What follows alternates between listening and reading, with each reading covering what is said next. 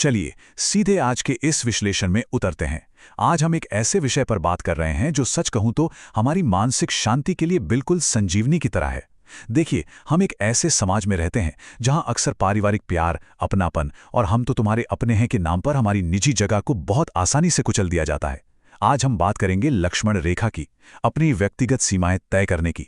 और यकीन मानिए, ये कोई स्वार्थ नहीं है, बल्कि एक बहुत ही गहरी मनोवैज्ञानिक जरूरत है।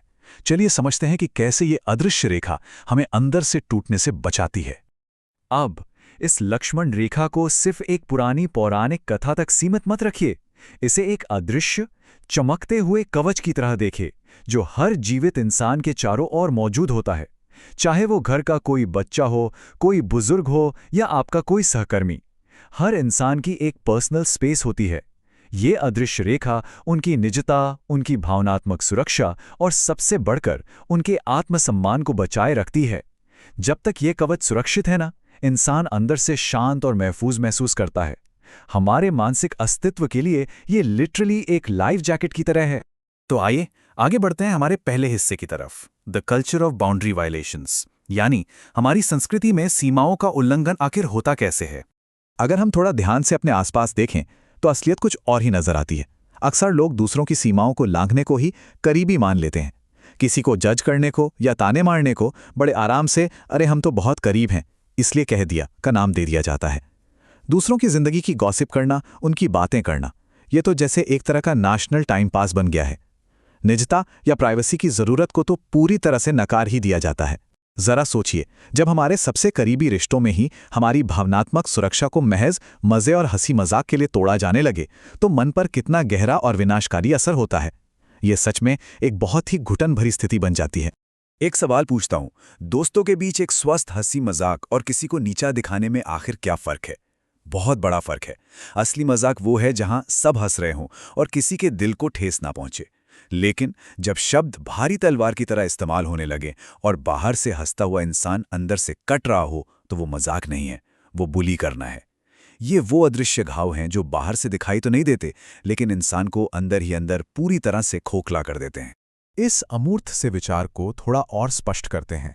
इसे पॉप कल्चर के एक बहुत ही मशहूर उदाहरण से जोड़कर देखते हैं। हम बात कर रहे हैं hit TV show the Sopranos की, और विशेष रूप से इसके दो मुख्य किरदारों टोनी सोप्रानो और क्रिस्टोफर मोल्टेसांटी के बीच के डायनामिक की। ये केस स्टडी इस पूरी जटिलता को एकदम शीशे की तरह साफ कर देती है। जरा टोनी और क्रिस्टोफर के रिश्ते पर गौर कीजिए। ये दोनों ही बहुत ताकतवर, बेहद खतरनाक माफिया हैं। लेकिन जब वे परिवार के साथ बैठे होते हैं तो टोनी और बाकी सब मिलकर क्रिस्टोफर का बेरहमी से मजाक उड़ाते हैं। उसे लिटरली एक मजाक की तरह ट्रीट किया जाता है।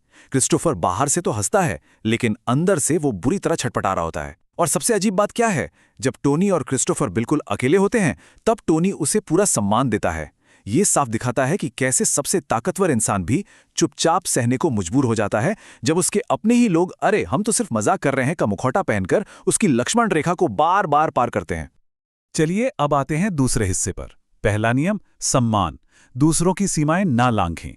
देखिए, अपनी सीमाओं की रक्षा करने से पहले लक्ष्मण रेखा का सबसे पहला और बुनियादी नियम यह है कि हमें दूसरों का सम्मान करना सीखना होगा। अगर मैं अपनी सीमा पार करूं तो प्लीज मुझे बता देना, यह सिर्फ एक वाक्य नहीं है दोस्तों, ये एक बहुत बड़े बदलाव की शुरुआत है। जब हम खुद आगे बढ़कर अपने दोस्तों और परिवार से कहते हैं कि अगर हमारी कोई बात बुरी लगे तो बेझिझक टोक देना, तो हम कड़वाहट की बजाय आपसी सम्मान का एक खूबसूरत माहौल बना रहे होते हैं। ये दिखाता है कि हमें सच में परवाह है कि हमारे शब्दों से किसी को अनजाने में भी ठेस ना पहुंचे। तो अब बढ़ते हैं तीसरे और सबसे जरूरी हिस्से की ओर, डिफेंडिंग द इनविजिबल लाइन, अपनी अदृश्य रेखा की रक्षा कैसे करें। अब असली सवाल ये आता है कि अपनी लक्ष्मण रेखा की पहचान आखिर करें कैसे और उसकी रक्षा कैसे करें, खासकर जब बात हमारे उन उलझे हुए बहुपीढ़ी वाले परिवारों की हो। तो इसका रोडमैप ना बहुत स्पष्ट है। सबसे पहले हमें खुद के साथ शांति से बैठना होगा और अपने दिमाग में ये एकदम क्लियर करना होगा कि हमारे लिए कौन सा व्यवहार पूरी तरह से अस्वीकार्य है। दूसरा कदम है कम्युनिकेशन। बहुत ही विनम्रता से लेकिन पूरी दृढ़ता के साथ अपनी बात रखें। आप सामने बैठकर बात कर सकते हैं, मैसेज भेज सकते हैं या एक खत भी लिख सकते हैं। और तीसरा कदम, अगर आपकी बात को लगातार नज़रअंदाज किया जा रहा है तो फिर रणनीतिक रूप से एक दूरी बनाना बिल्कुल ज़रूरी हो जाता है।